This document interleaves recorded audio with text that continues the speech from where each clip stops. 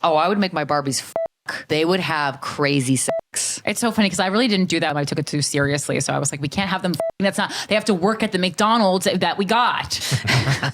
Why were they fucking right now? That's not. This place that isn't for fucking. It's to work at the McDonald's or to grocery shopping. And why aren't we doing this? My Barbies are fucking. My Barbies are playing board games. My Barbies were pulling pranks on other Barbies. My Barbies just have fun.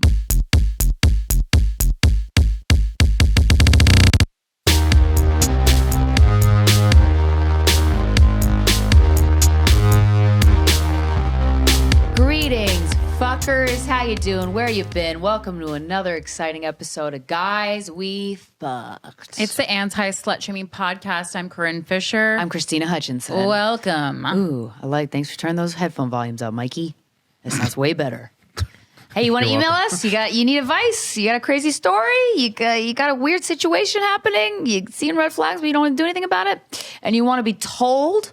Sorry about last night's show at gmail.com. Today's subject line is your part in my ugly breakup. Girl, you're welcome. Hi, ladies. This is more of a PSA than a question, but I hope you'll read it anyway to help other women who might be in a similar situation to the one I found myself in many years ago, which you unknowingly helped me get out of. Great job, I asked. Yay, we did it. We're the best. I have been dating my boyfriend for about 2 years in November 2016, and I genuinely thought he was the one. We had a seemingly great relationship. We were living together, lots of productive plans for the future, great sex, etc. Looking back, there were plenty of problems, but I was in my 20s, and every other guy I dated sucked, so I didn't have a great reference point. One evening, I came home and he was laying on the bed on his phone with his arm up over his head, and I poked him in the armpit to get his attention. He sat upright, looked at me with a look of total revolution, and slapped me across the face. I'm guessing she means revulsion. Yeah, because revolution is... I guess it could be, this is a man revolution. It starts with me. I immediately started crying. He got upset and tried to leave, and I begged him to stay and forgive me because my panic response is to fawn so the person won't hurt me again. Girl, I feel ya. It's fucking infuriating to witness yourself have that response sometimes. I totally get it. Anyway, the next few weeks were obviously very turbulent. I asked him to go to therapy to address his anger issues since he'd also punched a hole in the wall before this happened. He told me I should be the one in therapy. Of course he did tell you that. Because my experience with violence in the home growing up was obviously causing me to have an issue with this. Yeah, his violence? Correct. He was gaslighting me into believing I was blowing it out of proportion since it only happened once. You are correct. Happened twice if he did the hole in the wall. The hole in the wall. And then you slapped you across the face. Yeah, just because he punched something that wasn't you doesn't mean that wasn't violent. One afternoon when I was getting ready for work and listening to your podcast, he walked into the room and asked if I was listening to you because of what happened. Quote, for some reason, his idea that I could only enjoy your show and feel empowered as a woman was because of his asshole behavior was so completely douchey, it made me something click into place. I started opening up to my friends about what happened, and one of them said, quote, I just keep thinking, what if this happened to my little sister? Which made me think things over objectively and what advice I would give to someone I love in my situation. I left right after that and have been married to a wonderful man for several years now who is great at communicating and doesn't hit walls or people. Nice. Yay, he doesn't hit. Yay. Keep those hands to yourself, boo. Except when you're fingering me. I hadn't listened to your podcast in a long time, and when I discovered it again, I thought it would be good to spread the message to anyone listening who might need to hear this. What if it happened to someone you loved? What advice would you give them? Do that for yourself, because if they hit you, they aren't worth it, I promise. Well, I like how she snuck in a little abuse towards us that she stopped listening to the show for several years. Yeah, what the fuck? Uh-oh. Thanks for your small part in my self-worth realization many years ago, ladies. You're the best. Nice. Glad you got out of that terrible relationship and into a great one. Yeah, I love that. Story. I love that was a complete email in every sense of the word. Yeah. Guys, come see us live. If you are listening on Luminary this week, I'm in Toronto, Ontario. Headlining Comedy Bar, Friday, July 28th, Saturday, July 29th. 2 shows each. I will say hi after the shows, or definitely at least after the late shows.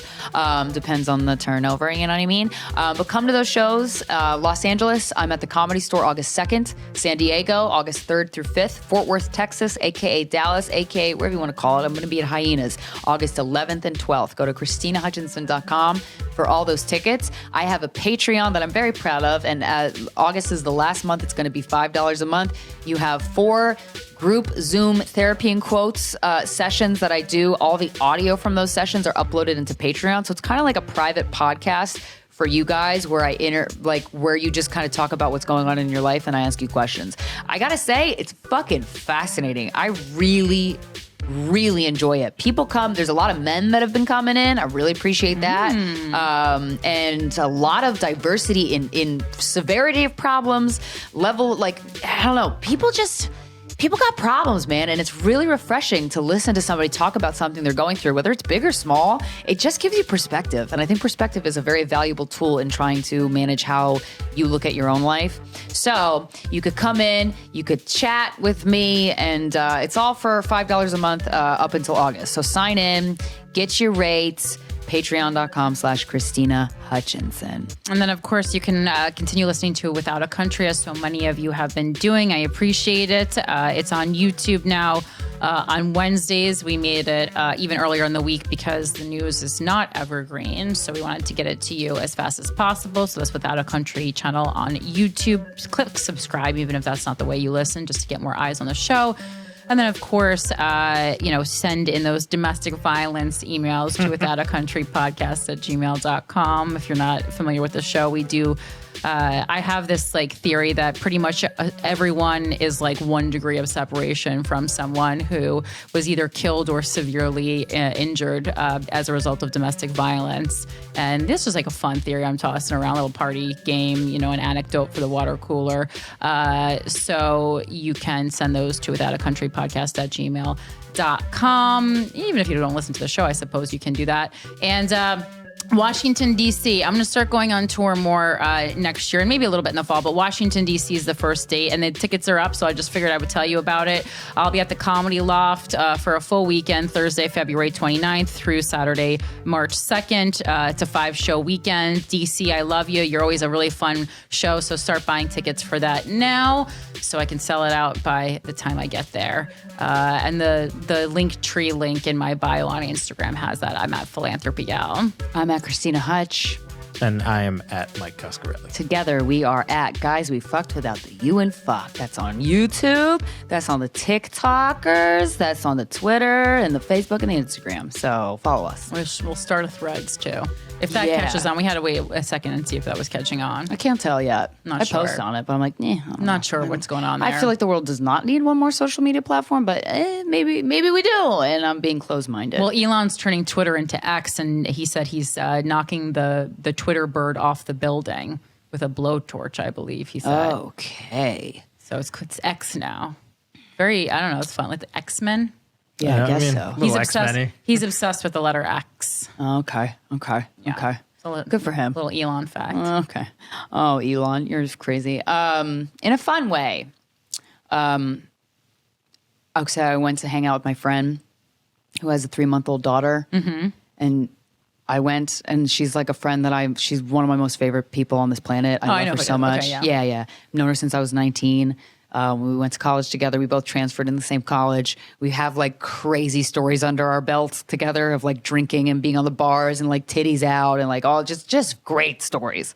And I went to her home last week, I believe, or 2 weeks ago. I think it was last week because I would have talked about it on the intro last week if it happened. And she put her beautiful 3-month-old daughter in my arms. Uh-oh.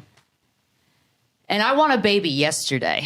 Yeah, I knew that's where the story was going. Man. Where's the chart? It's chart? Yesterday I want a baby. Week, it is so funny that you said that because literally this weekend I went to a barbecue with all my high school friends in Union, and I was telling my mom who dropped me off, I was like, you know how women say like they can feel their ovaries moving? I go, I must not have them because I've never like felt like had a baby in my arms and like felt whatever these people are saying with like, I mean, ovaries. you don't feel it in your ovaries. You do not. I mean, I know that's like just a saying, obviously. But your heart explodes. Literally so funny that you said that because I was so excited to meet this dog that I had never met at the party before. And it exceeded my expectations. Rosie, you're a treasure. You're a treasure. Ava, he was looking at you, kid. You're also a treasure. I really, and I loved witnessing her be a mother being in a couple months into being a new mother. She really, I mean, I imagine it's probably there's stressful parts that I did not see, but I'm like, damn, you're really holding it together in a way that's very impressive to me. That I'm like, okay, I could also be like a calm mom. Like, well, she's a no bullshit kind of person, so I feel like she would just be like, this is what's happening. She truly, but also being loving at the same time. She's just great. And so I held that baby, and I was like, oh, it's going down. You haven't held, it's been that long since you held a baby? My nephew was 7. I was 8. Oh, okay. I held him when he was born. People are always trying to place babies in my hand. That's and I go, rude. I don't know. That's rude. 8-year-olds don't make you want to have kids. No, not at all. Well, no, but I was ones you're related to might, but I was just surprised that it had been that long since the last baby hold because I've definitely held babies in that time period. Yeah.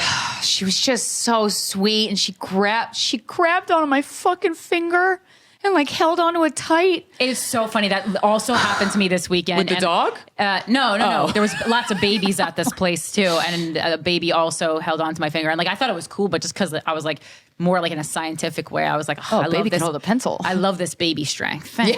Yeah. No, I was like, damn, man. And I was trying to make her laugh. And she I guess I brought my Polaroid camera over. I love Polaroids because they're truly a moment in time that you can't alter. And they're so special. And what?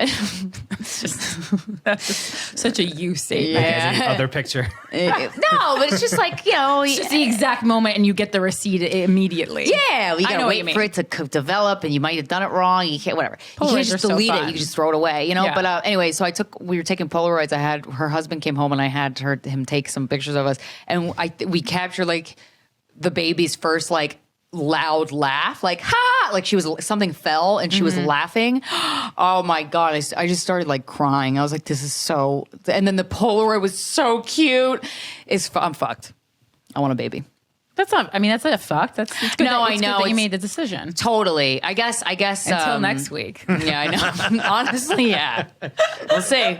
We'll see. Let go, let God, baby. Someone throws a baby at her in the week and she goes, I don't want a baby anymore. Fuck this kid. So funny. Yeah. So that's this week's update. And then I saw the Barbie movie, which I know you also saw. I also saw it. I went alone Thursday night. I bought my ticket a week in advance. I knew exactly how I wanted to see it. What'd you wear? I wore a Barbie pink t-shirt, of course. I wore a cute ass skirt. Yeah, I like to still be comfortable in the movie theater so I can really if I'm uncomfortable, I won't be able to take in the themes of the film. Plus, it was 10 o'clock at night, and I just don't want to be fucking walking around in a Barbie outfit by myself. Why?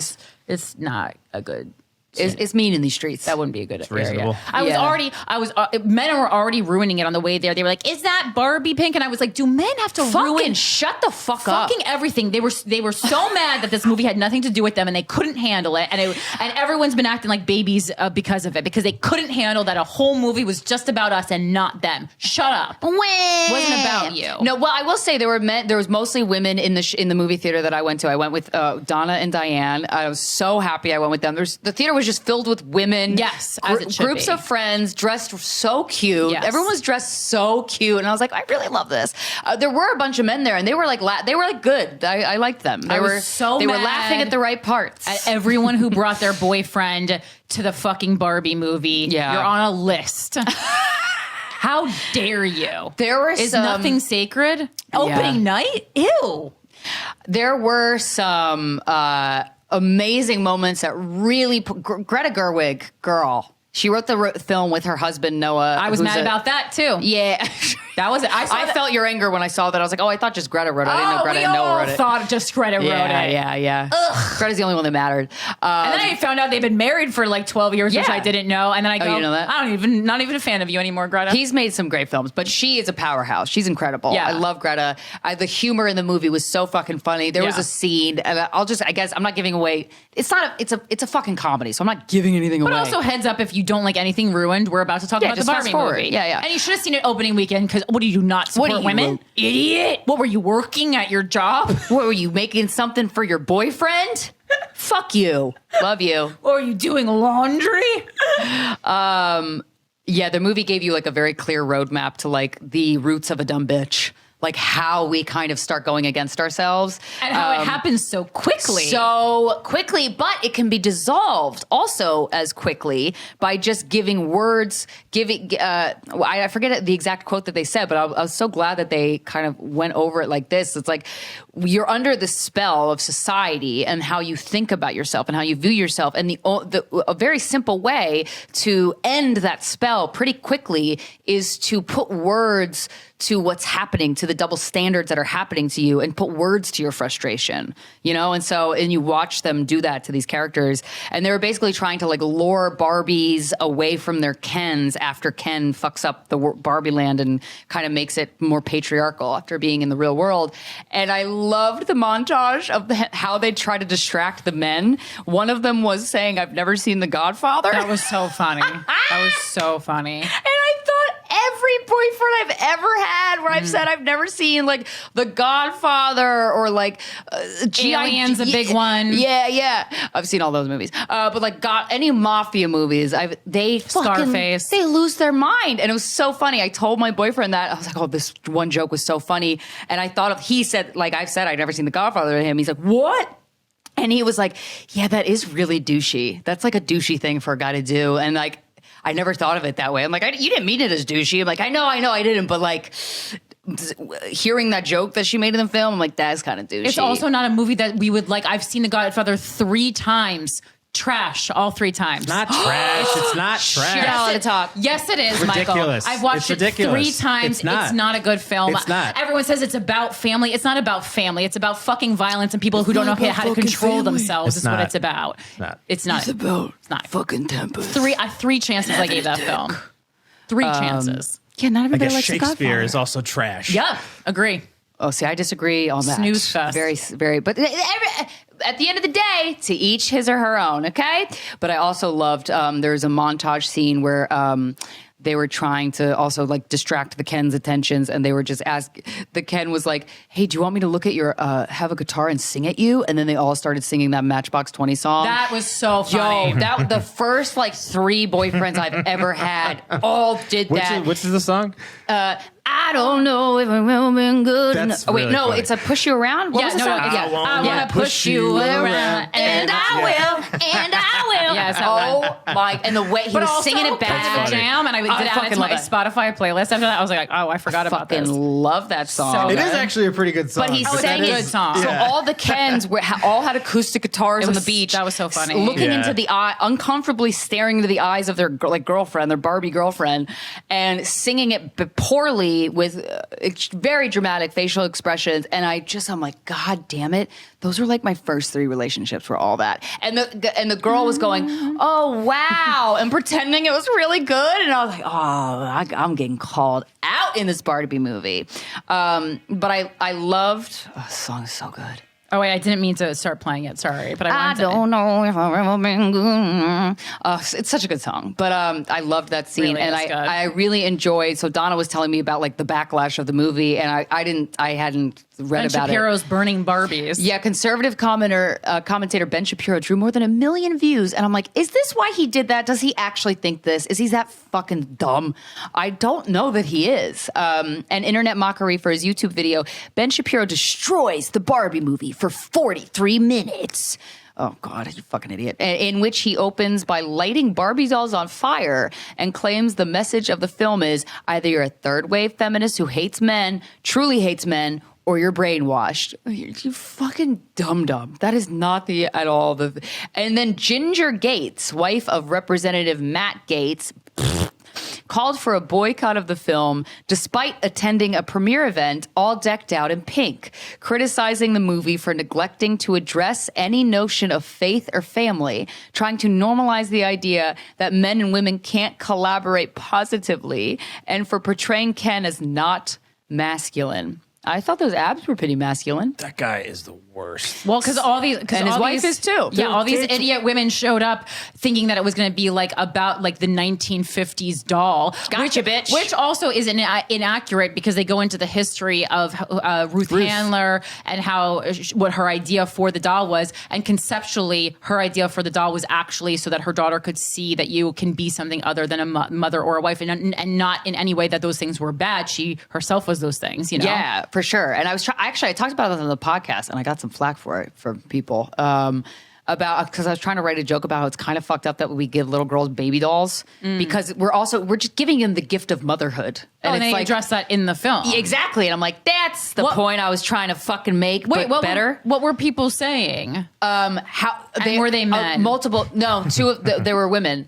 They were like, why would you say that it's fucked up that little girls get baby dolls? They love to be nurturing, and they're nurturing, and and I'm like, I didn't even respond. I'm like, I get where you're coming from, but like, you're just seeing my point from where you're coming from, and I don't care.